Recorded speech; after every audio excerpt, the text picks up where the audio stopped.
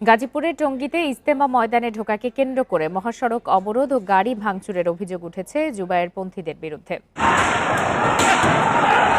গাজীপুরের টঙ্গীর বিশ্ব ইজতেমা ময়দান এলাকায় হামলা চালিয়ে মাওলানা সাদপন্থীদের গাড়ি ভাঙচুরের অভিযোগ উঠেছে মাওলানা জুবায়েরের অনুসারীদের বিরুদ্ধে। লিডার ছিলেন মাত্র হয়তো অপারেশন এতক্ষণে শেষ হয়েছে, ওনার কান ফেটে গেল, রক্তে সয়লাভ হয়ে গেল। আমরা যান বাঁচানোর জন্য খুব স্পিডে উনি গাড়ি চালালেন। আমরা তখন ফ্লাইওভারটার মধ্যে উঠলাম, কিছু দূর উঠে উনি পড়ে যাচ্ছিলেন। সৌভাগ্যক্রমে আমি গাড়ি ড্রাইভ করতে জানি, সেখানে আবার পেছনে আতঙ্কের সাথে তাকাচ্ছি ওরা ছুটে আসছে কিনা। তো উনি নামলেন, আমি গাড়ি ড্রাইভ করে তারপর এখানে এসেছি, ওনাকে হাসপাতালে নিয়ে গেছি। সরকারও আমাদেরকে বলে নাই, আমাদের কাছে কোনো ডিসিশনও পাঠানো হয় নাই। তারা ওই মসজিদের মধ্যে পুরো দেশ থেকে সাথীদেরকে জড়ো করতেছে। এই বারবার একই জিনিস যদি ঘটে আমাদের সাথে, মাদ্রাসার ছাত্ররা যায় তাদেরকে অযথাই মাইর খাইতে হয়। আবার মাইর খাওয়ার পরে যে বলে যে এটা আমরা মারি না, ফেরেশতারা মারছে। প্রিয় দর্শক, জুমার পরে কঠিন অ্যাকশনে নেমেছে চরমোনাইপন্থী এবং কি বিশেষ করে ভয়াবহ সংঘর্ষ হয়ে গিয়েছে জামায়াতের মধ্যে, অর্থাৎ তাবলিগ জামায়াতের দুই গ্রুপের কঠিন সংঘর্ষ রণক্ষেত্রে পরিণত হয়েছে টঙ্গী ইজতেমার ময়দান।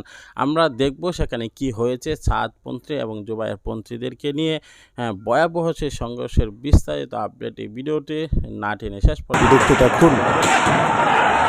গাজীপুরের টঙ্গীর বিশ্ব ইজতেমা ময়দান এলাকায় হামলা চালিয়ে মাওলানা সাদপন্থীদের গাড়ি ভাঙচুরের অভিযোগ উঠেছে মাওলানা জুবায়েরের অনুসারীদের বিরুদ্ধে। এ ঘটনায় 5 জন আহত হয়েছেন বলে জানা গেছে।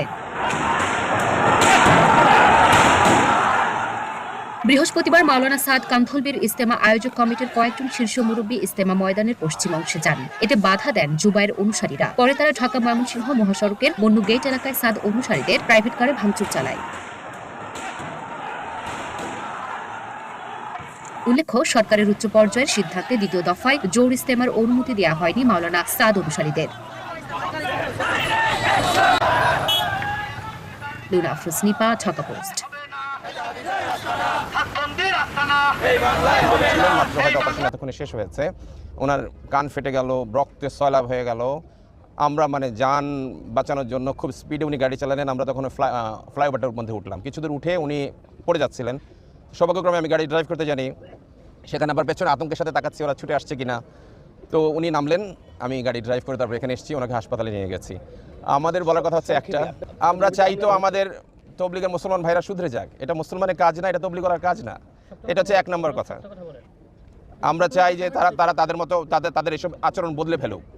মানুষকে রাস্তার মধ্যে আমি যদি সঠিক বাংলায় বলতে চাই, হায়নার মতো ঝাঁপিয়ে পড়া আমাদের উপরে, কোনো রকম অপরাধ ছাড়া, কোনো রকম উস্কানি ছাড়া আমরা যদি মাঠে উঁকি মারতাম, মাঠের গেইটে যেতাম বা তাদেরকে কোনো রকম ডিস্টার্বের চেষ্টা করতাম, তাহলেও না হয় এটা মানার একটা চেষ্টা করা যেত। কিন্তু কোনো রকম উস্কানি ছাড়াই আচরণ একদমই। অবশ্যই আপনি তো ছিলেনই তখন রুমের মধ্যে, আমরা তো মজা করে ওখান থেকে বেরিয়ে আসলাম।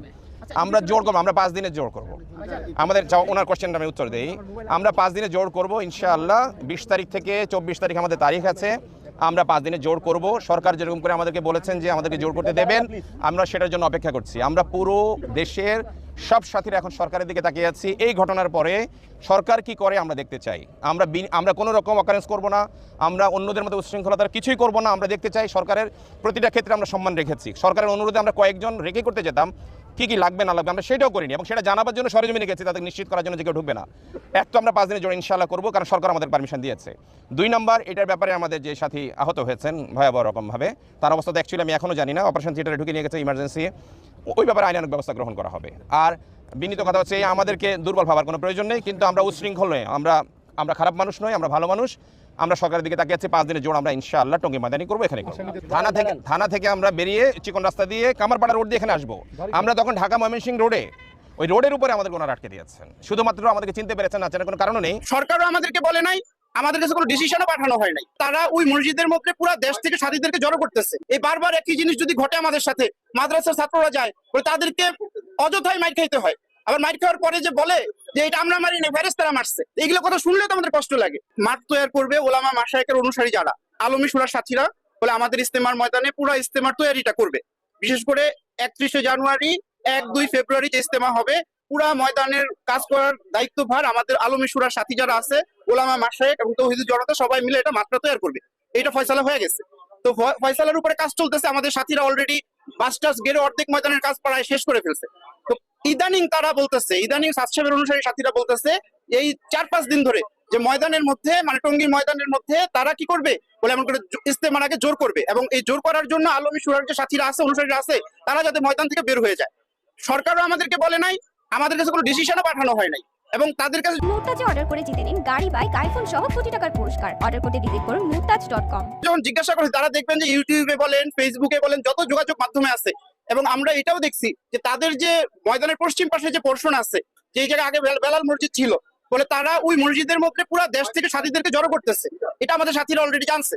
জড়ো করার তাদের মূল মাকসাদই ছিল, মূল উদ্দেশ্য হলো এটা যে আজকে তারা ময়দানে প্রবেশ করবে, এবং তাদেরকে জিজ্ঞাসা করলে তারা বলে যে পুলিশ প্রশাসন আমাদেরকে দিক নির্দেশনা দিচ্ছে। তা আমাদের কথা হলো এইটাই যে আমরা তো পুলিশ প্রশাসন না, ঊর্ধ্বতন কর্মকর্তাদের সাথে আমাদের ডিসিশনটা আপনাদের মিডিয়ার মাধ্যমে সমস্ত দেশে প্রচার হয়েছে যে ইস্তেমা হবে, ইস্তেমার পরবর্তীতে প্রশাসনের কাছে আলমী সুরার সাথীরা হস্তান্তর করবে, এরপরে তারপরের যে ভাগে ইস্তেমাটা তারা করবে, তারা ওইটা করবে। এটা ডিসিশন সবাই মেনে নিচ্ছে। আলেম ওলামারাও কি পরে আমরা 5 তারিখে মহাসম্মেলন করে এটা যে দাবি ছিল আমাদের তত্ত্বাবধায়ক সরকারের উপদেষ্টারা আমাদের বড়দের সাথে এতটুকু অনুরোধের সাথে তাদেরকে বলছে যে আপনারা এইবারের মতো দেন, এপ্রিল মাসে আমরা কি করবো, একটা স্থায়ী একটা সমাধান দিব। এটা হলো তাদের বক্তব্য ছিল, এবং আমরা এটা বড়রা চাই না যে আজকের মতো বিশৃঙ্খলা কোনো জায়গায় হোক, কোনো জায়গাতে। কিন্তু দেখা গেছে যে বলে একটা করে আরেকটা। তো স্বাভাবিকভাবেই আজকে আমরা দাবিটা নিয়ে আসি, এটা এখন আমাদের মার্কাজ মসজিদের ইমাম সাহেব, খতিব সাহেব পরে শোনায় দিবে বলে এই উদ্দেশ্যে আমরা একত্রিত হয়েছি। প্রশাসন যে তাদেরকে কোনো দিক নির্দেশনা দেয় নাই, এটা লিখিতভাবে আমাদেরকে দিবে যে ময়দান 31শে জানুয়ারির জন্য এবং 1-2 ফেব্রুয়ারি আগ পর্যন্ত আলমী সুরার সাথীরা এটাকে পরিচালনা করে, মানে ময়দানের যত কাজ আছে এটা তারা করবে, যেটা আগেই প্রশাসনের ডিসিশন ছিল। এইটা শুধু লিখিত আকারে আজকে দিয়ে দিবে। আর তারা যে ঢুকছে ময়দান আমরা জানছি, এই জায়গা থেকে তাদেরকে বের করে দিবে, কারণ আমরা চাই না কোনো বিশৃঙ্খলা হোক। এর আগে 1 ডিসেম্বর 2018 সালের 1 ডিসেম্বরে আপনারা কি হয়েছিল সবাই জানেন। এই বারবার একই জিনিস যদি ঘটে আমাদের সাথে, নিরীহ আমাদের সাথীরা যায় ময়দানের মধ্যে, মাদ্রাসার ছাত্ররা যায়, তাদেরকে অযথাই মাইর খাইতে হয়। আবার মাইর খাওয়ার পরে যে বলে যে এটা আমরা মারি না, ফেরেশতারা মারছে, এইগুলো কথা শুনলে তো আমাদের কষ্ট লাগে। আর প্রশ্ন করে আমার কোনো দরকার নেই, পরে শোনা হবে আমাদের কমিশনার সাহেবের সাথে, উনি লিখিত দিয়ে দিবে। সবসময় এই পর্যন্ত যতদিন বিভক্ত হয়েছে, এরপরে থেকে আলমী সুরার সাথীরা এই টঙ্গীর ময়দানের মধ্যে সমস্ত কাজকর্ম করছে। আপনারা জানেন যে এর আগে আমরা দিয়াবাড়িতে যে একটা ইস্তেমা জোর করলাম, এর আগের জোর গিলাও কি একটা ভাগ, বিভিন্ন ভাগে যে জোর হইতো, এর একটা ভাগের অংশ জোর কি আমাদের টঙ্গী ময়দানেও হইতো। উত্তরা আমাদের গাজীপুরের সাথীরা টঙ্গী ময়দানেও জোর করছে। এইবার শুধু বলে আমরা। প্রিয় দর্শক, সম্পূর্ণ ভিডিওটি দেখলেন, বুঝতে পেরেছেন ভিডিওটি গুরুত্বপূর্ণ ছিল। আর গুরুত্বপূর্ণ ভিডিও আপনাদের মাঝে উপস্থাপনা করলাম সাদপন্থীদেরকে নিয়ে। যেভাবে আমরা বক্তব্য দিয়ে থাকি সেটা হলো তিনারা যদি সঠিক পথে এসে যান তাহলে আমরাও তাদের পক্ষ নিব। যদি কোনো এক ব্যক্তি বিপক্ষে চলে যায় তাহলে তার বিপক্ষে যাওয়ার কারণে তার সঙ্গ আমার ত্যাগ করতে হবে। ধরেন আপনার একজন বন্ধু রয়েছে, ঘনিষ্ঠ বন্ধু, সে তার সাথে আপনার সর্বদাই চলাফেরা অন্তরঙ্গ বন্ধু, সে হঠাৎ করে যদি ঘোষণা দিয়ে বসে যে নাস্তিকতাবাদ ঘোষণা দেয়, প্রধানমন্ত্রী সে যদি বলে যে আমরা নবীকে মানে না, নাউজুবিল্লাহ আল্লাহকে মানে না, তাহলে সঙ্গে সঙ্গে তার সঙ্গ ত্যাগ করতে হবে।